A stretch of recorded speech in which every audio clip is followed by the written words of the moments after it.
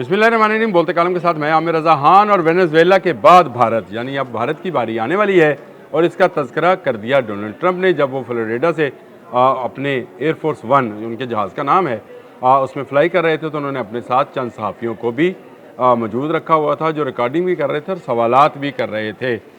इन सवालात में बहुत सारे अहम नुकात थे जिनमें उन्होंने वेनेजुएला के बारे में भी बताया, इससे अगले ऑपरेशन के बारे में भी जिक्र किया जिसमें कोलंबिया का ऑपरेशन शामिल है, क्यूबा का ऑपरेशन शामिल है और भारत के ख़िलाफ़ ऑपरेशन शामिल है।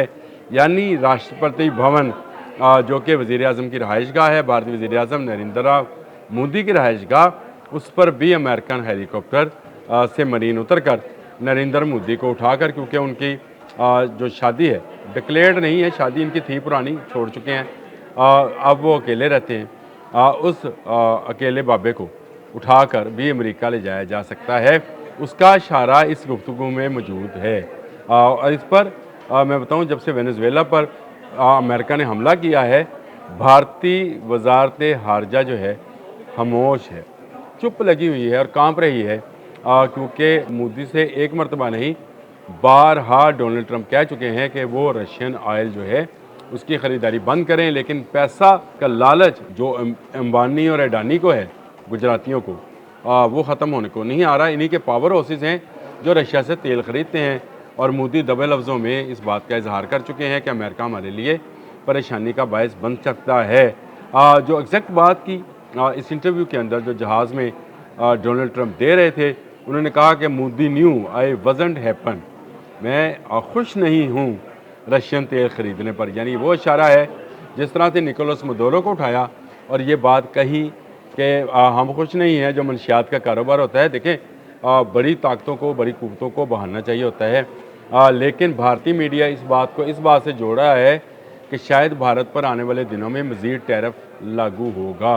अभी अमेरिका जो है अपने ख़त्े के ममालिक जो हैं उनको कर रहा है, जैसे क्यूबा है, वेनेजुएला है, या कोलंबिया है और मेक्सिको है, इन ममालिक की तरफ मुतवज्जा है। लेकिन इन सारे ममालिक के ज़िक्र के साथ साथ अगर वो भारत का जिक्र कर रहा है तो आप समझ सकते हैं कि भारत की अगली बारी है, वो वेनेजुएला के बाद आती है, कोलंबिया के बाद आती है, मेक्सिको को या क्यूबा के बाद आती है, बारी आनी है, टैरिफ लगना है। और टैरिफ लगने का मतलब ये है कि भारत की इकॉनमी ठप हो जाएगी। ठप होगी तो उससे भारत जो है मज़ीद परेशानियों में घिर जाएगा। देखें, जो तोसी पसंदाना जिनके अज़ाइम होते हैं, उनके अज़ाइम जो हैं सिर्फ अपने मुल्क तक। जब आपको एक मरतबा आदत पड़ जाए, शेर के बच्चे को जब एक मरतबा आदत पड़ जाए शिकार करने की, तो फिर वो अगले शिकार के लिए मज़ीद टेरिटरीज़ चाह रहा होता है। और ये जंग जो है, मैं बारहा इस बात का इजहार कर चुका हूँ कि आलमी जंग जो है उसके लिए एक तरफ अमेरिका तैयारी कर रहा है तो दूसरी तरफ चीन तैयारी कर रहा है।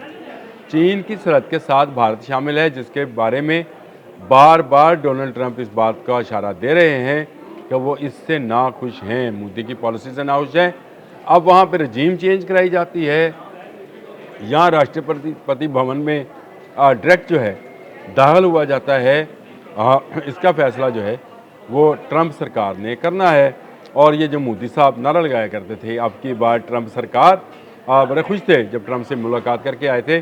और उसके बाद से उनका मुश्किल वक्त शुरू हो चुका, क्योंकि जंग मई में पाकिस्तान ने दब के कुट लगाई और कुट लगाने के बाद दुनिया को दिखा दिया कि ये किस काबिल हैं, इनके जहाज़, इनके मिसाइल सिस्टम्स और इनकी बाकी चीज़ें जो हैं किसी काबिल नहीं हैं, ये नहीं चल सकती हैं। रशिया से बार बार तेल ख़रीद रहे हैं। और याद रखिए, सिर्फ 2 माह 3 माह पहले मैंने एक व्लॉग किया था जिसमें मैंने डोनाल्ड ट्रंप का वो बयान शामिल किया था जिसमें उसने कहा था कि वो वक्त करीब है जब पाकिस्तान से इंडिया तेल खरीदेगा। बहुत सारी दुनिया ने खबर डाली कि पाकिस्तान में तेल नहीं निकलता, पाकिस्तान से कैसे खरीदेगा। तो वो ये दुनिया भर में तेल की तजारत है, उसका कंट्रोल अगर अमेरिका हासिल करेगा तो भारत को मजबूरन जो है वो पाकिस्तान के रास्ते ही तेल मिलेगा। रशियन ऑयल जो कि सस्ते में मिलता था और बार्टर सिस्टम से मिलता था, बहुत सारी चीज़ें जो थी भारत की रशिया लेता था और उसके बदले में तेल देता था, वो बंद होने जा रही है। और ये बंद होने का मकसद जो है भारत की बत्ती गुल, यानी भारत की वो जो मसनूई तरक्की दिखाई जा रही है वो ख़त्म हो जाएगी। वो सारी सस्ते तेल की वजह से थी कि दुनिया महंगा तेल लेती थी, भारत सस्ता तेल लेता था, इसलिए वहाँ पर बिजली भी सस्ती थी। ये जो लोग खप डालते थे ना कि भारत में बिजली सस्ती क्यों है, तो इसलिए है कि भारत चोरी छुपे ईरान और रशिया से तेल खरीदा रहा था, जिसकी ख़रीदारी पर अब पाबंदी आयद होने जा रही है और भारत जो है उसको मज़ीद टैरिफ का सामना करना पड़ेगा, यानी इसकी बरामदात ख़त्म की जाएंगी। 104 अशिया हैं जिन पर वैसे ही पाबंदी लगा दी अमेरिका ने, ये कहकर कि ये सेहत के लिए मुज़र हैं, यानी इनमें जो अज्जा शामिल किए जाते हैं वो आलमी मेयार के नहीं हैं और इससे अमेरिकन की सेहत ख़राब हो सकती है। अब बहाने देखें ना, जैसे कोलंबिया पर वेनेजुएला पर हमला करना था तो क्या बहाना था कि मंशियात आ रही है, हालांकि हमला किन पर किया गया, जो ऑयल ले जाने वाले जहाज़ थे, बहरी जहाज़ थे, उन पर किया गया और मंशियात का बहाना बनाया गया, तजारत रोक दी और उसके बाद निकोलस मडोरो को अपनी उसकी अहलिया समेत उठाकर अमेरिका शिफ्ट कर दिया गया और मुकदमा दायर कर दिया गया है। तो मोदी जो है वो किसी शायद खुशफहमी में है और या शायद किसी गलत फहमी में है कि वो दुनिया की सबसे बड़ी जमहूरियत है। ये दुनिया का सबसे बड़ा मुल्क जो है ये मार खा चुका है अब से अपने से 10 गुना छोटे मुल्क यानी पाकिस्तान से मार खा चुका और उसके बाद उसकी फ़ौजी अहलियत और सलाहियत और कैपेबिलिटी और कैपेसिटी जो है वो पूरी दुनिया के सामने खुली किताब की तरह पड़ी है और सबको पता है कि इनके फ़ौज में दम खम नहीं है।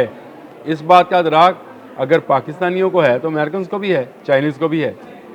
तो ये बड़ा ज़रूरी है, जिस तरह से डोनाल्ड ट्रंप बयान दे रहे हैं कि वो वेनेजुएला में एक अच्छी हुकूमत चाहते हैं और एक ऐसी हुकूमत चाहती है जो वेनेजुएला के लोगों की भलाई के लिए काम करे, तो ये भारत की भलाई के लोगों की भलाई के लिए भी काम करने के लिए अमेरिका अपनी खदमात बजरिया अपने मरीन्स और हेलीकॉप्टर्स पेश कर सकता है। ये वक्त दूर नहीं है।